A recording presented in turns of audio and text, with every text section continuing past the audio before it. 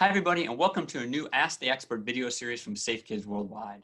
We know these are challenging times, so we thought we'd get a bunch of experts together to hopefully make this just a little bit easier for you. And we couldn't think of a more perfect person to start with than Dr. Sadiqa Kendi, who is a medical director for Safe Kids. She's an emergency room doctor at Children's National in Washington, D.C., and she is also a mom to an amazing 3-year-old named Amani. So, Dr. Kendi, thank you so much for joining us. Thank you for having me. So, with all the things going on in the world and all the things that parents have to think about right now, why is injury prevention important for them to be thinking about as well?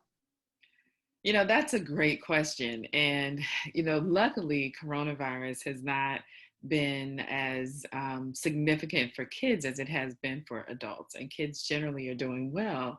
But the number one killer of kids, especially young kids, is unintentional injuries.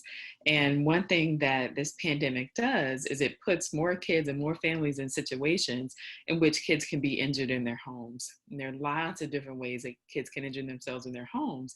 And I personally know, as a parent of a 3-year-old, it is really hard to try to work full time, homeschool, whatever that is in this day and time, and keep your eyes on your child 24/7. And so I think injury prevention is a really important issue for kids during this time. So, Dr. Kendi, let's get right to it. With everything parents have going on, all the things they're trying to juggle, as you mentioned, what are a few tips that they can do today that would help create a safer environment for their kids to be creative and play and still avoid these preventable injuries that you're talking about? That's a great question. And I think we've all been trying to figure out the balance. And I think the first thing is looking at your home. So, since many of us are stuck in our homes during this time, really looking at your home for potential dangerous areas. And I think one of them is one that I've been talking a lot about with Safe Kids Worldwide and on the media recently, which is medication safety. So during this time, everyone's at home, everything's kind of off kilter. And so we can forget and leave medications in places where they can actually be accessed by family and by children. Mhm. And so it's really important to try to make sure that medication is kept out of reach and out of sight.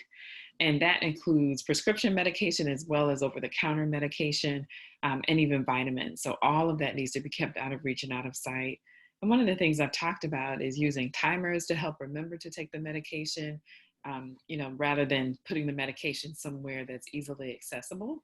Because if it's easily accessible for you, that means that it is probably also easily accessible for a young child. And so I think that's probably one of the things that I would say is easy to do, doesn't require a lot of equipment, but could actually save your child's life if you do it. That's great. And that probably also goes for cleaning supplies, because a lot of families probably have tons of cleaning supplies and they're trying to keep everything wiped down, and they might just be able to leave, they might leave that out as well. Definitely. I mean, people are hoarding cleaning supplies at this Right, point. right. But it's important, if you're going to hoard them up high somewhere, or in a locked cabinet, somewhere where a child can't access them. But the other thing is having the number for poison control.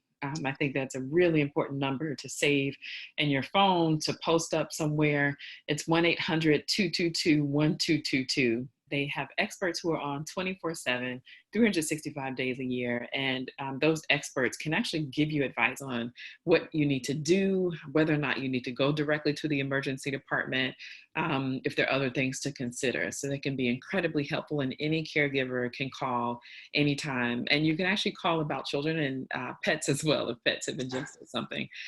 But again, the number is 1-800-222-1222.